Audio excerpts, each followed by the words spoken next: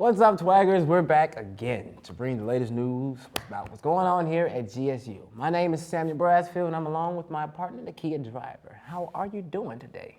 I'm well today, actually, Sam. Thank you. It's the end of the semester. Well, Thank God. let me not say it's the end of the semester, but the end of the semester is in sight, so I cannot wait. What news do you have for us this week? Nekia, I'm glad you asked. So, first up, we have a global lunch series on Wednesday, April 11th from 11:30 to 12:30 p.m. taking place in the Hall of Governors here at GSU. This event gives faculty and staff members the chance to share their global experiences with the entire Governor State community. This should be a fascinating experience for all students looking forward to hearing firsthand accounts of time spent around the world. For more information, you can please contact Amy Schoenberg at aschoenberg@govst.edu. Have you or anyone you know been dealing with effects of trauma from a past experience? If so, then the Yoga for Trauma Survivors just might be what you need. This Thursday, April 12th, in the meditation room or room A1115 from 3:30 to 4:30 p.m. The class aims to support trauma survivors through the art of yoga. And by teaching relaxing yoga techniques, they hope to give them the means to cope. If you have any questions, please direct them to lcara@govst.edu. They say variety is the spice of life. So this Friday, get ready to spice up life with a little spring variety show hosted by the Gender and Sexuality Club. Join the fun on April 13th at 5 p.m. to 10 p.m. in Sherman Hall. It will be an event filled with comedy, music, and people in drag. This show will have something for everyone. So bring your friends, come relax, and just enjoy the show. For more information, please be sure to email Jane Cox at jcox1@govst.edu. Also, this Saturday in the Ingerston Hall, there will be an Admitted Student Day. This event is tailored for any admitted freshmen who are looking to become full-fledged members of the Jaguar Nation for the fall 2018 semester. Admitted freshmen will learn what the next steps are at GSU. From the financial aid process to on-campus housing, this event is sure to help inform the decision to come and learn at Governor State University. RSVP is recommended, so contact the Office of Admissions with the phone number 708-534-4490. So, over this last week, some of our crew went to the psychedelic renaissance right here at GSU. All right, so now we're gonna go see if things got a little weird. Friday, April 6, 2018, Students for Sensible Drug Policy, or SSDP, invited Bruce Seawick, licensed clinical professional counselor, to present students and staff on the psychedelic renaissance. During this presentation, Bruce introduced us with a number of different psychedelic medicines which are used to practically cure a variety of different mental illnesses such as PTSD, anxiety, OCD, addiction, and more. Effects of MDMA appear to increase the likelihood that participants will be able to process their fears without emotionally or physically withdrawing from the therapeutic alliance. How does MDMA feel? These are trip reports, feelings of extreme joy and contentedness with feelings of empathy and good feelings coupled with waves of euphoria and happiness rushing through your body like pulsating internal energy. However, with MDMA-assisted psychotherapy, it combines biology and psychotherapy, and it catalyzes the therapeutic process, so it enhances it. They met with the FDA while we're in phase 2 to review the phase 3 protocol with hopes of approving it as medicine by 2021. After the presentation, we pulled Bruce aside for a message he has for students on drug usage. My advice to students about drug use is to understand what the impact of drugs, to check your sources. When people ask me about psychedelic drugs, I suggest they support the effort, the research to get the facts out until they can access those things legally, because the street drugs are not the same as the pharmaceutical medicines. I would have liked to maybe talked a little bit about how there was a period of time for some decades where the research was being done, was very good research. If any of you Jaguars are interested in advocating psychedelics for PTSD and want to get more involved, you may want to join Students for Sensible Drug Policy. Here's Club President Dustin Prince explaining more in depth on what SSDP is. Yeah, Students for Sensible Drug Policy is a grassroots organization, and what we're trying to do is we're trying to end the war on drugs. We're practical. We're a reality-based approach. People are going to do what they want to do. People are going to use what they want to use, but we want to make sure that they're using it in a safe way. Ask anybody who goes to Jaguar Connection would be able to become a member of Students for Sensible Drug Policy. You could always reach out to me through the email system. Again, it's Dustin Prince. Well, that was some music and a couple thousand people away from being Woodstocked. So silly. But on a more serious note, sex can be a very difficult subject to talk about. For many people, that subject may just be a little uncomfortable.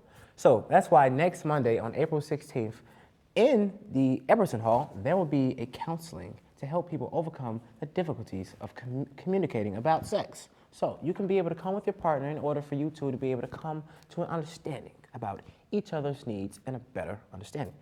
While also learning about sexual content and how to prevent sexually transmitted diseases.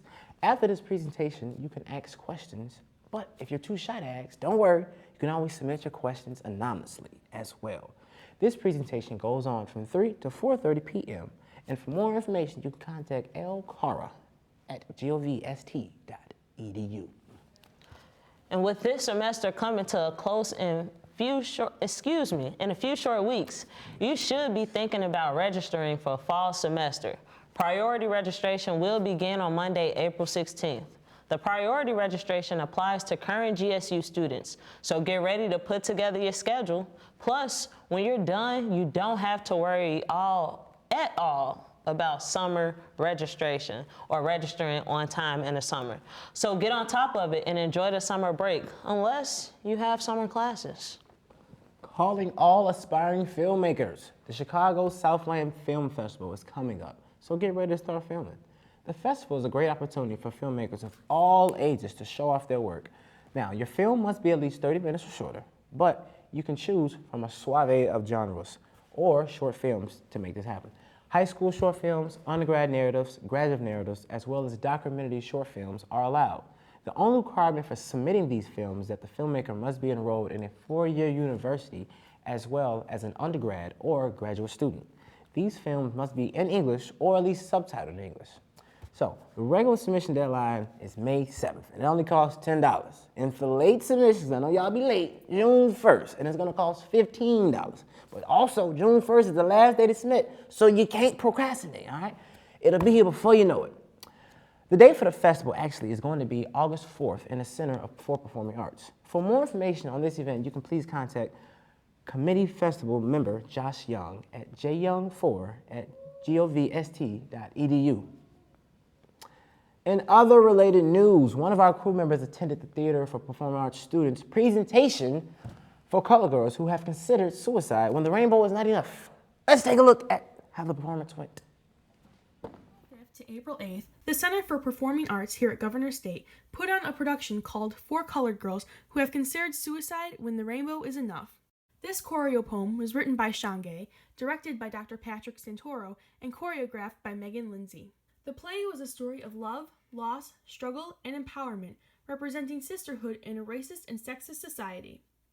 The production served as a lesson to those coming of age and hit home with many of the audience members who connected to the play in many different ways.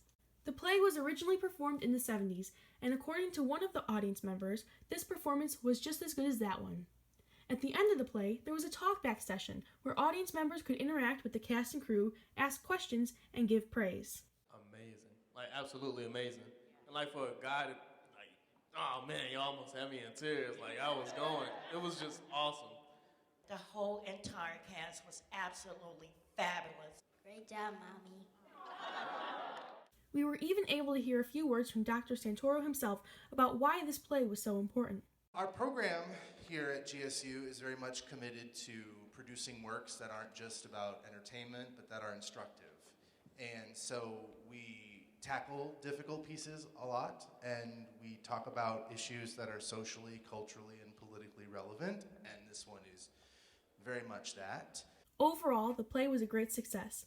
Thank you to everybody who came out and supported it, and a big round of applause goes out to the cast and crew. Wow, that looks like an incredible show. In fact, it was an awesome show, very powerful. Hopefully everyone had a chance to go see it. Unfortunately, that is all the news we have for you this week. But after this break, I'll be back to tell you all about the sports here at GSU. The hoops. April 8th, the Center for Performing Arts here at Governor State put on a production called Four Colored Girls who have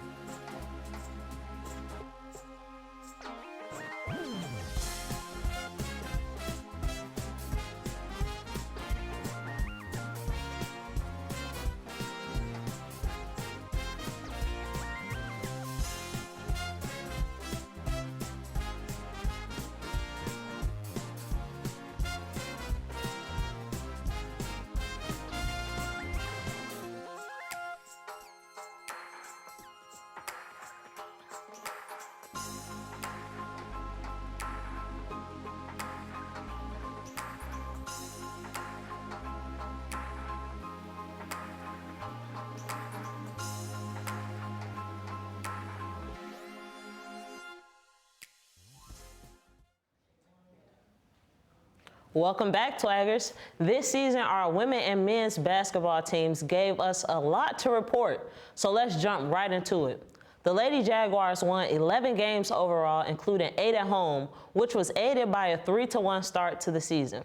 This produced wins against teams from the heart of America, Kansas Collegiate and Wolverine Hoyser Athletic Conferences. In CCAC play, GSU finished 12th out of 14 teams with a 6-14 ledger. In January, the Jaguars offense started off on a roll, producing 5 straight games of 70 or more points and winning 4 consecutive games during the month. Governor State prevailed against Roosevelt, Holy Cross, and Robert Morris. Power forward Amber Brooks, also known as Miss Double Double, earned all CCAC honorable mention for improving our school's record to 411 points and 284 rebounds in a season. Miss Double Double, that name stands for itself, so congrats, Brooks. Taisha Worthy placed third in team scoring as the leading ball distributor with 64 assists, and Nia Dixon recorded one of the highest scoring games in school history with 29 points against Holy Cross. Despite missing 11 games, Chanel Howard knocked down the second most three-pointers on the team, and senior Tiana Miracle also earned CCAC All-Academic Team accolades. However, this season was not without its challenges. The Lady Jaguars lost a top-scoring freshman and had a dedicated player, Rachel Distort, injured. The Jaguars also did not have their head coach, Latasha Burrell, on the bench for 5 games. In her absence, interim head coach Margaret Rodriguez guided the team to a 2-3 record. Despite the adversity, GSU finished the season strong, winning 2 of 3 games, highlighted by a 65-64 victory over IU South Bend. Great job, ladies, and we cannot wait to see what you all will do next season. And a special goodbye to all of our senior lady Jaguars that will be graduating this May. We are proud to have seen you all play, and GSU is excited to see the torch being passed down. We'll be back with more about the men's basketball team after this short break.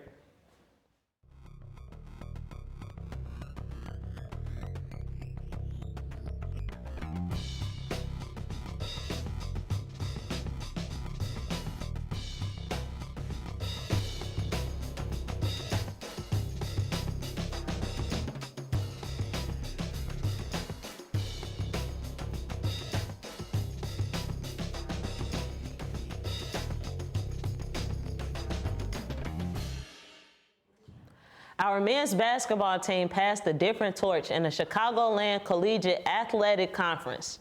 Governor State, in just its second season as a member of the CCAC, captured the conference regular season crown with an 18-2 record and shortly thereafter won the league tournament title to claim the CCAC double. GSU head coach Tony Bakes explained how the success came so quickly for the Jaguars, who brought in 9 new players for the 2017-2018 season. Bates says the coaching staff will realize that they had to change the culture of the team. And by bringing in some new high-quality student athletes who gelled together with our already dedicated and talented student athletes, Bates and the GSU coaching staff kept their eyes on the prize. Over the course of a year, GSU went from 11th in the league standings to conference champions. Jalen Miller certainly proved that point by shooting 51% from the floor and averaging 15 points a game. He was named Player of the Year in the CCAC and became an NAIA second-team All-American. Whew. Our boys started off strong, defeating 2 traditional conference powerhouses on the road, Olivet Nazarene and St. Francis University. However, a week later, the team suffered a brief setback. GSU lost by 40 points to NAIA Division I champions Graceland. The run ended with a first-round loss to Dakota Wesleyan at the NAIA tournament, with a third of the season completed. Shane Maple and Robbie Brooks were important contributors to our team comeback success, with Maple finishing third in team scoring while setting a school record of 127 assists and eventually becoming the 5th best in the NAIA for three-point shot percentages. Brooks led the team with a 16-point average and received all CCAC honorable mention, ranking 9th among CCAC players in overall scoring. In January, GSU broke into the top 25 for the first time and moved up 10 spots to be ranked 14th nationally. So kudos to the men of Governor State University. As a solid road team, Governor State also took care of business on its home court, compiling an 18-2 mark right here in our own gym. The team closed with 12 straight home victories and was undefeated 13-0 against CCAC opposition. We are extremely proud of our boys and hope to see them break their own records next season. After this quick break, we'll be having a guest, so you won't want to miss it, so stick around.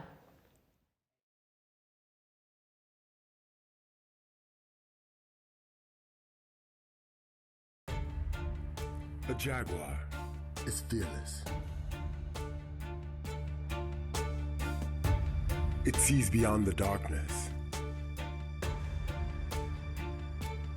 and moves with silent contemplation.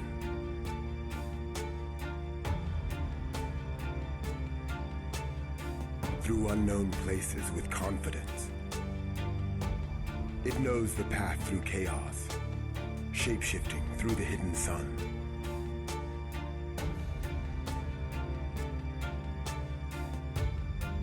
And when the time comes, it reaches out and conquers all.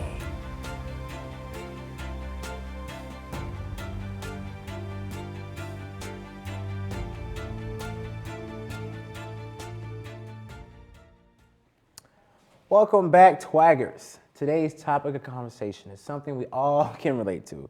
It's way too difficult to work through college. 80% of our students work while in school, and 10% are full-time students while they attend school. I'm here with one of those 10%, Miss Zoe Flores. It is so nice to meet you, Zoe. How are you? I'm good. Thanks for asking. How are you? I'm doing great. Thank you for asking. You know, everybody don't always ask me how I am. They just assume I'm okay. So what classes are you taking, and how many hours a week, do you work on average? Which classes? Yes. So I'm taking 4 different classes this semester. I'm taking an advanced public speaking course. Okay. So that involves a lot of speaking and speeches being made. I'm taking 2 public relations courses as well as a writing class. It's like a journalism course. Journalism, okay. So how many hours a week do you work? Over 40 hours. Oh, God. Yeah. Oh, God. Okay, so research shows that students who attend college full-time have a better chance of graduating, but it also shows that working full-time can shrink the chances of graduating. But so with that being said, what keeps you, your mind determined on school and finishing? Well, honestly, it's just that focusing on the end. So if I want to succeed after this, I have to stay focused, stay determined. So even if it gets pretty tough, I still make sure it's gonna be worth it. So it's gonna be worth it. That's why I always. That's why I'm never quitting. So working that way, what can you do? What can you? Oh my goodness, this is working the way that you do. Excuse me so much. Do you find a complication in your scheduling when it comes to work and school? And how do you find time to study and find time to work? I actually do. Most of the time, I have to lose sleep in order to prioritize my schoolwork. I'm not losing no sleep.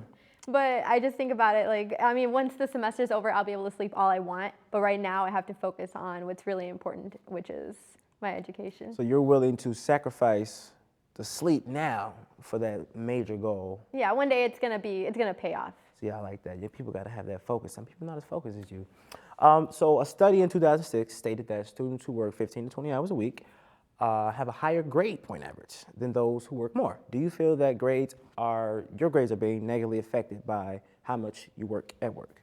Honestly, no. At the community college I used to attend, I was on the dean's list. Wow. So okay. Hold on now. I don't think so. Hold on now. So it didn't bother you at all? No. See, that's wonderful. We actually went to the same school, guys. I was there. That girl was working hard. But I'm glad to hear that. It did not bother you. One more question as well. So working the way you do, it can lead to a higher dropout rate. So what advice can you give to someone like a student who's really can't take it and they first year student, but they're working 40 hours and they're on their own? What advice can you give to them? I feel like the most important part is to actually have a clear focus on that goal that you're aiming for. If you know you want to get somewhere in life with this education, you just have to give it your all with your education and at your job. Keep that mentality and you'll be set. Yeah, that mentality is hard to keep because sometimes people get down and things happen in life, but that happens. You know what I'm saying? Like she said, you got to keep that mentality and you should be okay. So both your job and classes might be overwhelming. And one study showed that 7% of college students are stressed out about finances, work, and school as well. So how do you deal with that on your stressful days? Well, that's actually the reason why I do work a lot, because I need it financially. In other cases, though, I know some students don't necessarily have that financial need. So if it's not to the point where you have to absolutely work that many hours, I feel like most kids could probably cut back a little bit. But for me, I'm used to it.